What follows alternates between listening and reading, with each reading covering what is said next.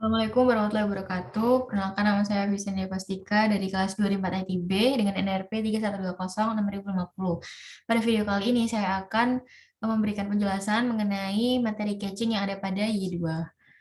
Jadi untuk topik yang akan kita bahas yang pertama itu adalah penjelasan mengenai catching, lalu penjelasan mengenai data catching, fragment catching, page catching, dan juga HTTP catching. Nah, yang pertama adalah catching. Jadi, apa itu catching? Jadi, catch ini merupakan proses menyimpan data sementara di mana browser, situs, atau aplikasi tidak perlu untuk mengunduh data secara berulang atau terus-menerus. Jadi, jika kita lihat ya, kalau misal kita mengakses website pertama kali, apalagi website berat itu kan waktu yang dibutuhkan itu kan cukup lama. Nah, pada saat kita mengakses website itu pertama kali, nah itu cache-nya akan disimpan ke memori dari device kita.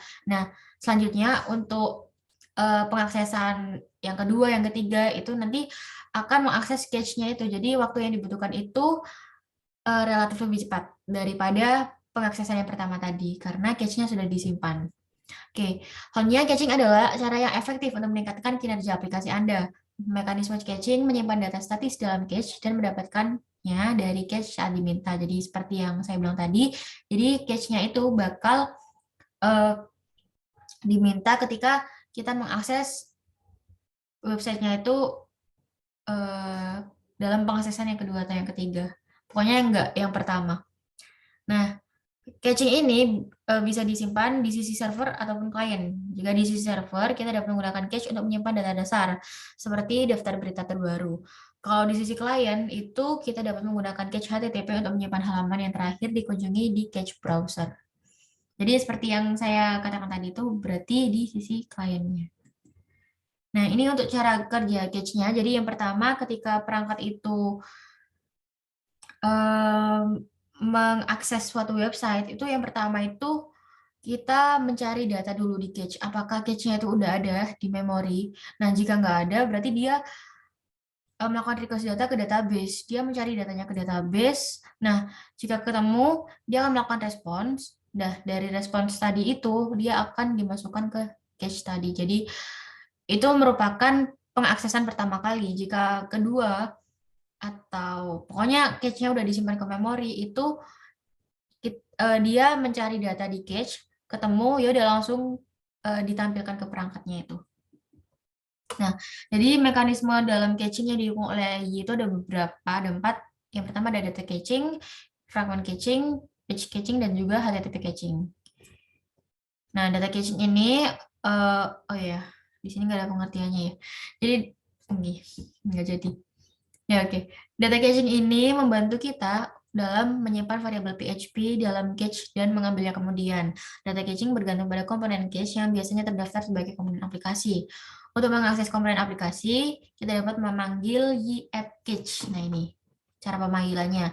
Lalu di sini yaitu mendukung penyimpanan cache, yaitu ada db cache, apc cache, file cache, dan juga mem cache. Jadi db cache ini menggunakan tabel database untuk menyimpan data cache-nya. Lalu untuk APC cache ini menggunakan PHP extension. Lalu file cache ini juga menggunakan file untuk menyimpan data cache-nya. Lalu untuk mem cache ini menggunakan PHP memcache extension. Jadi sama seperti APC cache. Nah, semua komponen cache mendukung API berikut. Yang pertama itu ada metode get, add, set, multi-get, multi-set, dan flash. Jadi get ini mengambil nilai data dari cache dengan kunci tertentu. Kalau add ini menyimpan nilai data yang diidentifikasi oleh key dalam cache. Lalu set ini menyimpan nilai data yang diidentifikasi oleh key dalam cache. Kalau multi-get ini sama seperti get, cuma lebih dari satu. Kalau multi-set ini juga sama seperti add, cuma lebih dari satu. Kalau flash ini menghapus semua item dari data cache. Nah, ini contoh untuk pembuatan cache-nya. Jadi yang pertama itu kita akan mengubah file config. Jadi kita tambahkan cache. Lalu untuk kelasnya itu kita arahkan ke file cache. Lalu kita akan menambahkan action baru pada controller side controller. Jadi kita akan menambahkan action test cache. Nah, di sini terdapat beberapa kodenya. Jadi yang pertama dia akan memanggil cache-nya seperti yang disampaikan tadi untuk pemanggilannya. Lalu di sini dia akan mencari my cache data itu ada atau enggak. Jadi kalau misalnya enggak ada, cache-nya itu bakal di-set. Nah, selanjutnya ini untuk pengaksesannya. Jika memuat ulang, Anda akan melihat tanggalnya tidak berubah. Nilai tanggal di cache dan cache akan kadaluarsa dalam 30 detik. Oke. Selanjutnya di sini terdapat query cache. Jadi sebenarnya itu query cache itu sama seperti data cache, cuman yang membedakan kalau query cache ini dia itu berkoneksi ke database. Jadi, nah ini caching query memerlukan koneksi database dan komponen aplikasi cache. Nah, ini untuk cara penggunaannya. Jadi sama, kita akan menambahkan action controller baru, yaitu action query catching, di mana di dalamnya terdapat duration-nya itu 10. Ini sebenarnya itu sih fleksibel, kita mau set berapa aja. Di sini terdapat pemanggilan my user itu kelas ya. Jadi di sini terdapat pembuatan objek dari my user, lalu user dengan name itu di set catch username, lalu untuk email ini sepertinya tergantung dari database sih, gitu. Lalu di save. Nah ini untuk pengaksesannya.